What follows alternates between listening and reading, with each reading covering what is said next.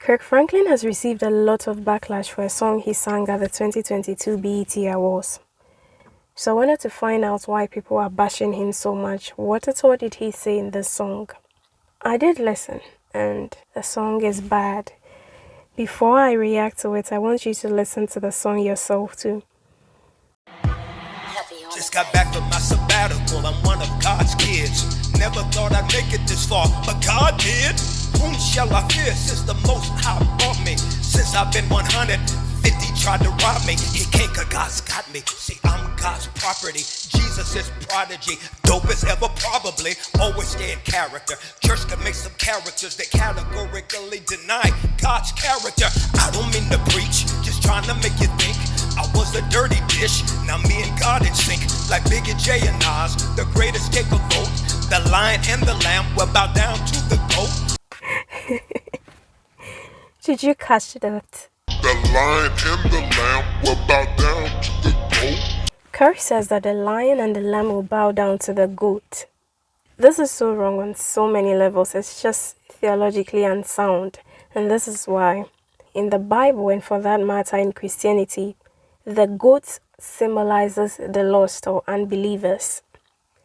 We'll see this in the parable of the sheep and goats in Matthew chapter 25, verse 31 to 33. And it reads, "When the Son of Man comes in his glory, and all the angels with him, he will sit on his glorious throne. All the nations will be gathered before him, and he will separate the people one from another, as a shepherd separates the sheep from the goats. He will put the sheep on his right and the goats on his left." So there you have it. The animal goat is also associated with the occult, and even Satan himself. The Baphomet, a man with the head of a goat, is the symbol of the Satanism movement. Meanwhile, Jesus is identified in the Bible as the Lamb of God. John chapter 1 verse 35 and 36. The next day, John was there again with two of his disciples. When he saw Jesus passing by, he said, "Look, the Lamb of God." Isaiah chapter 53 verse 7. He was oppressed and afflicted, yet he did not open his mouth. He was led like a lamb to the slaughter, and as a sheep before its shearers is silent, so did he not open his mouth.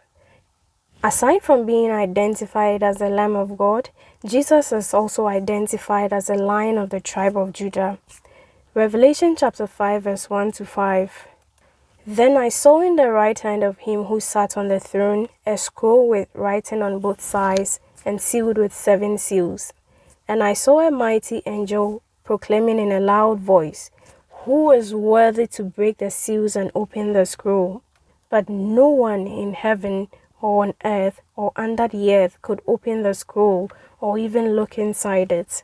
I wept and wept because no one was found who was worthy to open the scroll or look inside.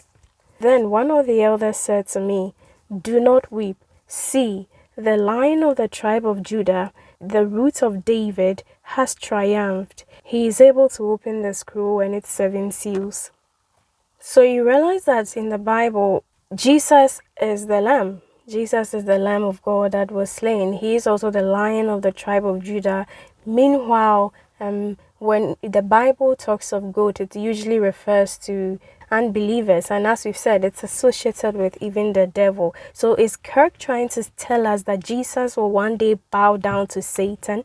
Is that the message he was trying to give his audience? What at all was Kirk thinking when he wrote the song or even when he sang it? Well, this is his explanation on Twitter. In hip-hop, who is the greatest goat has always been a discussion. Metaphorically, I position those considered great as lions and lambs, and how they will someday bow down to Jesus, who is the greatest of all times. It's hyperbole, not theology. Well, I don't even understand what he means by saying that it's hyperbole, assuming his explanation is anything to go by. Will it even be hyperbolic for people to bow down to Jesus? Not at all. The Bible even says that every knee will bow and every tongue confess that Jesus is Lord. So what does he mean by it's hyperbole? Then again, as a gospel artist, shouldn't Kirk be singing about biblically sound doctrine instead of trying to conform to the culture of the day? All I can say is that this song is biblically unsound, and it's so sad that it's coming from a gospel artist. Gospel artists shouldn't be sending out mixed messages to their audiences. Their message should be clear and succinct. Jesus should never be associated with the animal goats or the word goats. The moment you do that, you're sending out mixed messages. So as gospel artists or anyone trying to send out the message of Christ out there, your message should be clear and succinct. Kirk has goofed on this one. I think the best thing Kirk can do right now is to apologize for this travesty of a gospel song instead of trying to justify it or even defend it. It's indefensible. So, that's my take on it. Let me know what you also have to say about this song. Do you think that the lion and the lamb will bow down to the goat?